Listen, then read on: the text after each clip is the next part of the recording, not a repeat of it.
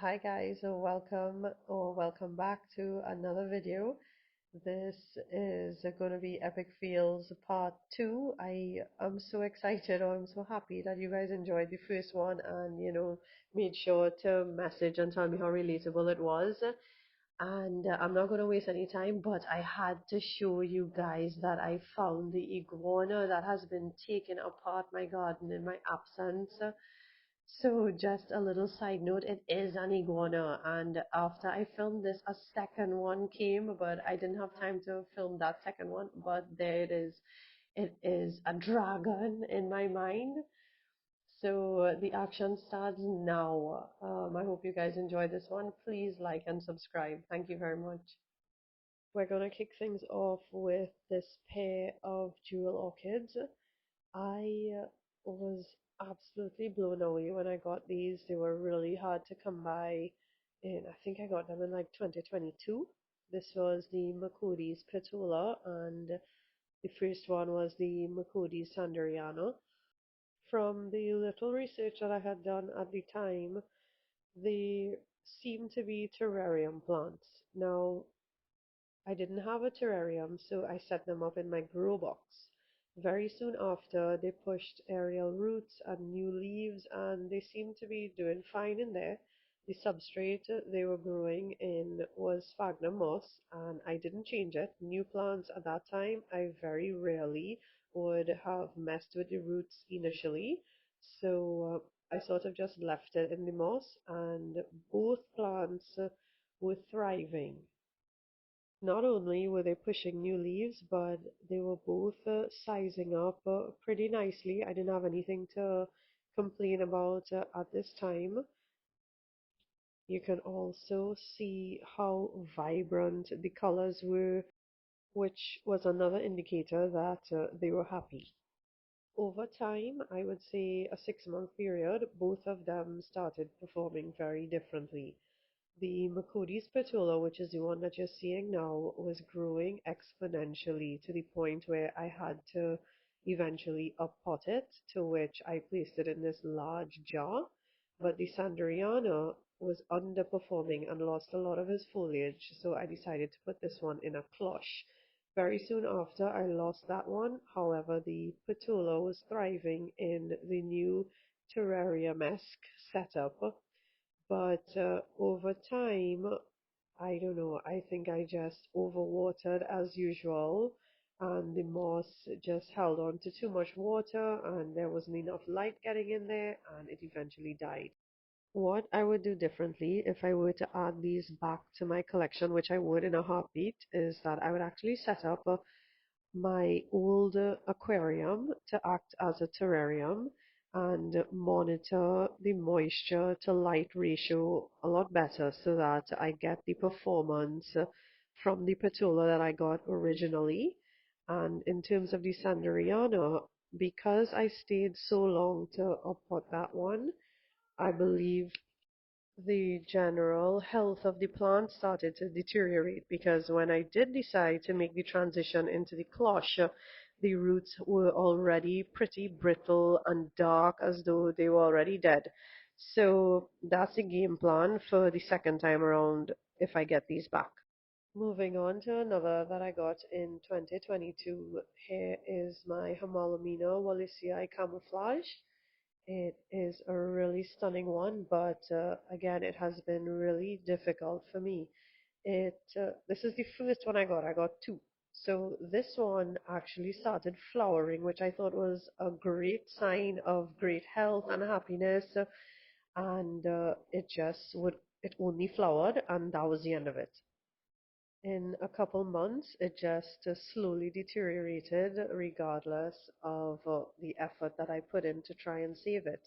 So, a couple months after that, I saw another one for sale, and I just couldn't resist it. I got it again, and I just decided to leave it alone and not mess with the roots, and it just did the same thing, except it didn't flower. It just slowly deteriorated in my conditions to the point where I now have it sitting or growing, I should say, in lacquer.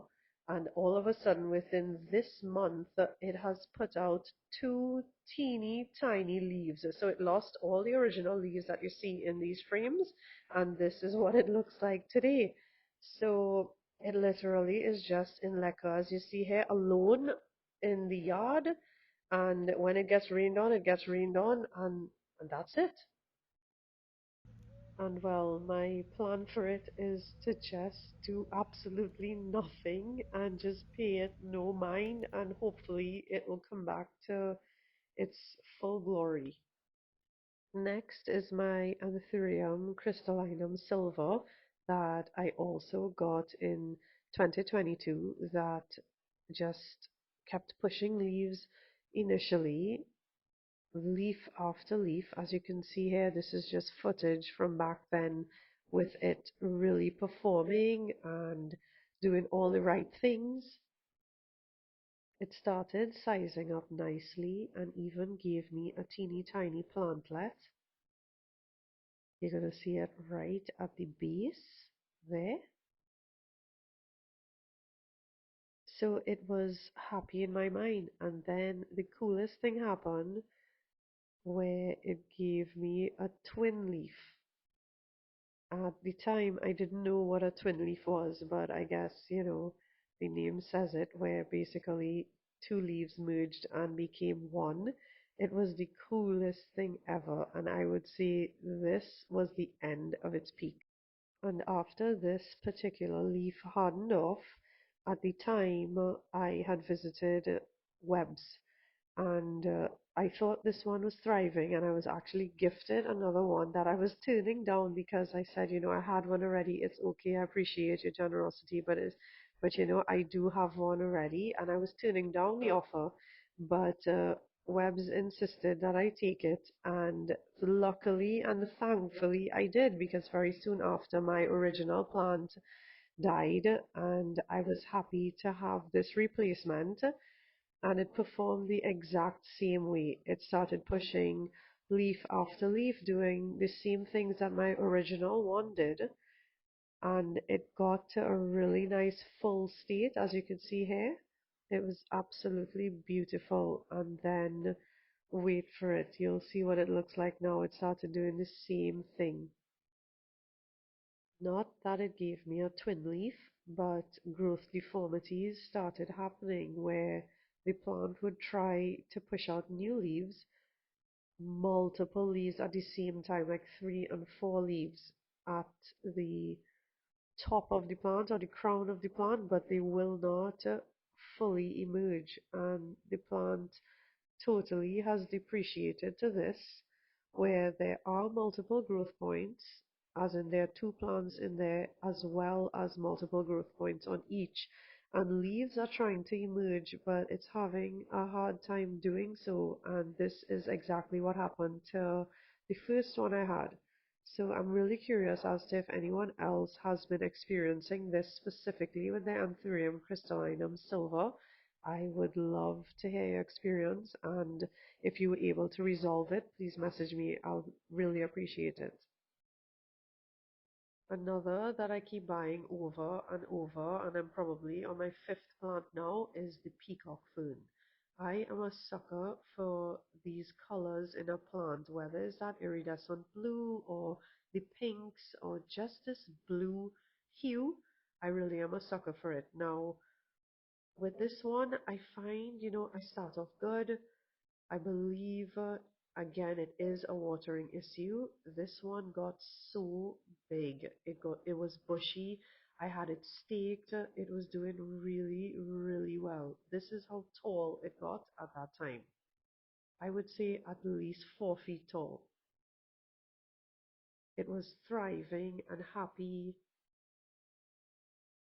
I did, looking back, I did see that I had a little self-watering device that kept the soil consistently moist, so I am noting that. Eventually, that one grew out of the space that it was living in. It was in my balcony, which was a covered area receiving east-facing light. So I moved it outside, and it was doing great outside. And the rain was really helping me out a lot. And then I believe we went through like a dry spell or so, and I was not consistent again with the watering and I lost that one. So in between then and now, I've replaced it with probably two or three plants. And currently, I got another one probably about 3 months ago from Countryside Blooms. So if anybody's looking for one presently, I got mine from Countryside Blooms, and it is doing well, but I am seeing some browning leaves and some deterioration, which I am positive is from inconsistent watering, or it maybe went through a dry spell and then I watered it. So just watering issues all around. This one has gotten even taller than my original one, but like I said, it is deteriorating a bit. And it's not as bushy as you can see, but it is pretty tall. I actually staked it against this tree where it's trailing throughout, but very sparse. So I'm contemplating propagating it. I'm not sure how to do that. So if you want to share some advice, I'll really appreciate it. Besides learning how to propagate it and possibly create a much fuller plant, I am contemplating putting it under or in greenhouse conditions. I am so happy that my greenhouse is on the way. I'm hoping before the year ends, I will have a proper space to house it. Oh my gosh, who remembers when this plant was all the craze back in 2020? The friendship plant or Pilea peperomioides. I tried with this one twice and I find myself in recent times missing it. I feel like I want to add one to my collection again. It was doing fine originally in 2020, but I just never got it to stay alive more than a couple months. So I don't know really if it was a watering issue or what, but it just was never happy in my environment. At the time, though, I had it growing indoors and it was doing fine. So maybe I would want to try it outdoors if I were to get another one. But it is such a cute plant that just didn't love me back, and I still am not sure where I went wrong with it. If you still have yours, please message me. And here's another that I will keep buying over and over and over, my sister's discolor. The colors on this plant are just too infiltrating in my mind to stop buying it. Shades of blue, purple, dark green, bright green. The vines are purple or red. It could even become holographic depending on the lighting. I'm just addicted to the plant to say the least. Of course, it doesn't feel the same way about me. My go-to spot to keep replacing them is from Webb's Plant Place. He always has in stock and they're always good quality.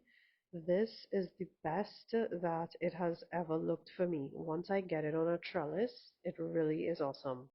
It genuinely loves to trellis, but what I've noticed is it does great for maybe a couple months, like 3 or 4 months, and then it just declines. So this is another, or maybe two plants actually, that I put in a pot on a different trellis. This is when I set it, and this is when it took off. It just really does go and go, and it just produces leaf after leaf. And it lasted like this for probably 6 months, I would say, and then it just declines. It completely filled out this trellis better than the first time around, so I really thought I had gotten the knack of it. It was even trailing off and attaching to a stand that I had near to it. But because I was anticipating it declining, I said, you know what, let me just take front, and I decided to pair my Passiflora with it. You'll see in the next frame, just to maintain the look that I was going for. And this is what it looked like together. This is the Passiflora. But very soon after, you'll see that the Passiflora remained and the cissus just completely withered away. I really don't know if I missed a watering. I can't remember. This plant has just been consistently appearing and disappearing. And well, this is when it disappeared. The advice that was given to me was to keep propagating it, and well, I haven't had much success with that either. And just a point to note, I found some really nice full baskets at San Antonio Farms.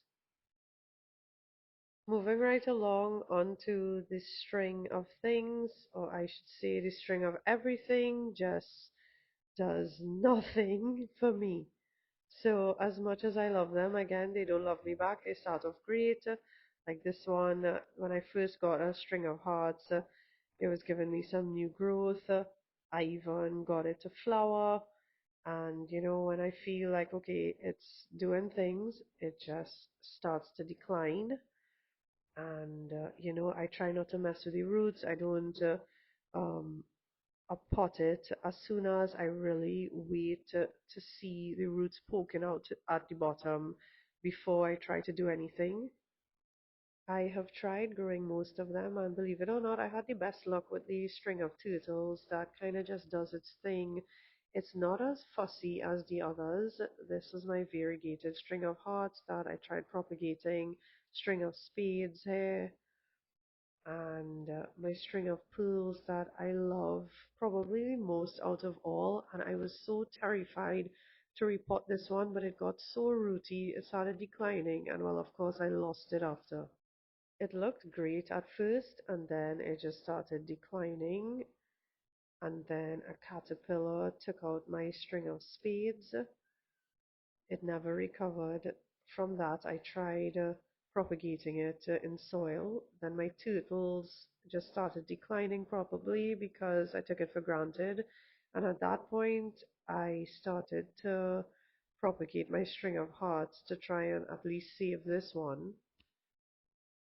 Having successfully propagated my string of hearts in water, I was slowly regaining my confidence, and my friend Sarah gave me a super long one to start over with, as well as a variegated string of hearts that I decided to take propagations of immediately, just a fear of it declining. And I decided to prop these in perlite and in a cloche, which was super successful as well. And as they started rooting and showing signs of new growth, I plugged them back into the mother plant to continue to try and full them out.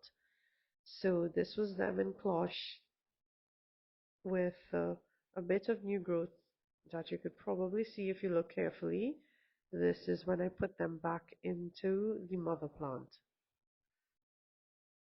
Eventually, the new string of hearts that I got flowered abundantly. It was the first time I had seen anything like this anywhere. I didn't even see it on social media.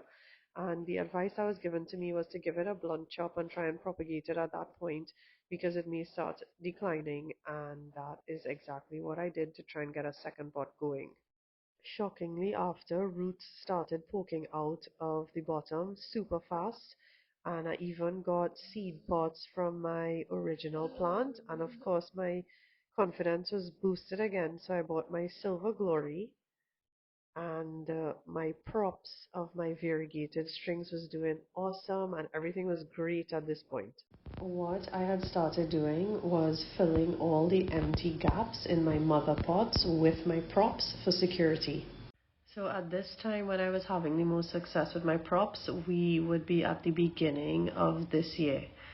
And I also got my string of turtles replaced once I found, I was having good success with the props and filling back the mother pots and all of that. That plan was, or that strategy was working until I had to up pot everyone. So this is the only strings that I am left with. This was the pot that I made from the blunt chop. And I realize my issue is when I'm potting up. I don't know if I just have that methodology wrong. I don't know if my soil mix is wrong.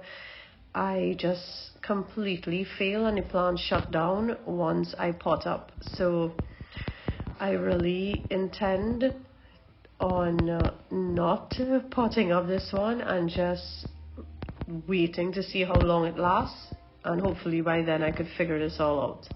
Now I'm going to move on to my favorite syngonium of all the syngoniums that I have, the Syngonium wendlandii. This is my favorite of all favorites. It is a velvety, well, the only velvety syngonium besides the rei, but I've never seen the rei in real as yet. But for sure, the wendlandii is the most velvety one that I've come across, and I will consistently keep buying this one. So here's my beef. It is completely pest prone. I would say just as bad as alocasias, except the pest that loves this one in my environment is mealybugs. Actually, two mealybugs and scales. It just completely takes over the plant overnight. I would say no matter what I do, I have to be constantly checking for scales, especially, and mealybugs, the one like the root millies. It is just never ending. But once I stay on top of it, I actually got this one to climb a pole. I've never seen it on a pole. And I also try to keep propagations, or try to keep propping it as much as I can, just like the strings. But over time it's difficult to keep up with, and the pests actually just take it over regardless of what I do. And that's just where I've gotten with this one. So my plan for this one, when I get my replacement, well, the plan is to only get the replacement having built my greenhouse so that I could give it a little more protection. That is my best bet. And like all the strings that has so many different varieties, here comes my peperomia saga. I really went through a phase where I wanted them all. When I say all, I mean all. Once there was one for sale on the market, a new one that I didn't have, for sure I was getting it, hands down. Now, why I shopped that way was because I had a ridiculous amount of confidence growing these. I had sworn by bottom watering, which worked like a charm.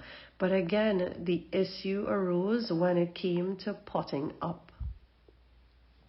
I had even figured out how to successfully propagate it from just a leaf with a stem, where I would just have the base of the petiole, I should say then, touch the water, and it started rooting, and a teeny tiny plant grew from the base of the petiole. So that was absolutely crazy and mind-blowing, and made me want peperomias even more. And then the issues arise where once the soil became super compacted, I had no choice but to try and pot it up because the plant itself was not hydrating properly. And once I did that, the plant just thoroughly declined. Not to mention, I had a serious slug and snail infestation at one point that completely wiped out my peperomias. This is a before picture, which that snail or that slug took out, I would say, overnight. It was a disaster to say the least. So over the years, the only one that I'm left with is my Peperomia tuberensis, which I am happy to have alone now because the heartbreak of losing that entire collection just did it for me with these. The second to last plant from this list is my variegated cast iron plant. This plant I have had since 2020, and it insists on only having 3 leaves for all of these years, maybe for all of time, who knows? But I have just had zero progress with this plant. It is absolutely gorgeous. It is rated or reviewed in a completely different way where it's supposed to be super easy going and not fussy and all that. But I don't know, my experience has been the complete opposite. It is the slowest thing ever. Now, granted, I got a really excellent specimen with such incredible variegation. And in an attempt to speed things up, I decided to propagate it where you saw me just, kind of chop it up into bits. And it did give me one new leaf, which was that. This is what it looks like today after the attempt to propagate it, and I don't know, trying to put all the research that I did into action, and it just completely flopped. Mind you, this thing is growing into the ground now. It is well rooted, well established. It is just not giving me any leaves.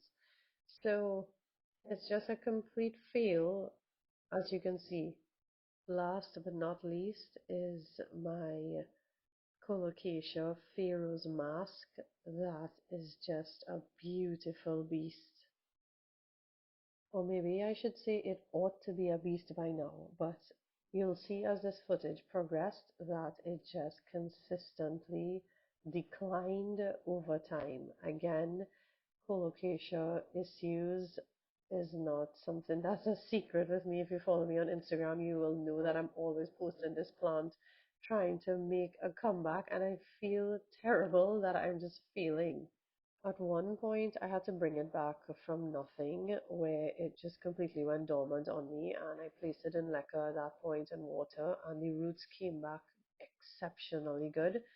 But the plant was still not happy, and you'll see shortly what it looks like today, having taken a fall. So I am really rethinking the way forward with this one. I'm probably going to have to gift it and hope it does better.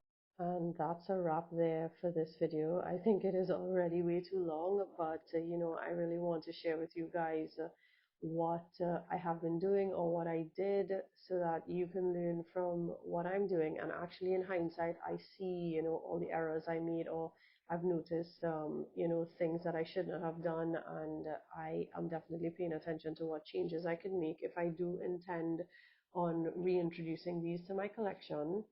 And I'm also looking at how my collection has evolved over the years so that I do have a group of easy going plants that I do enjoy currently. So I have no regrets, but I do like a challenge, and that is where I am tempted to add some of these back to my collection or just continue working on the ones that I still have.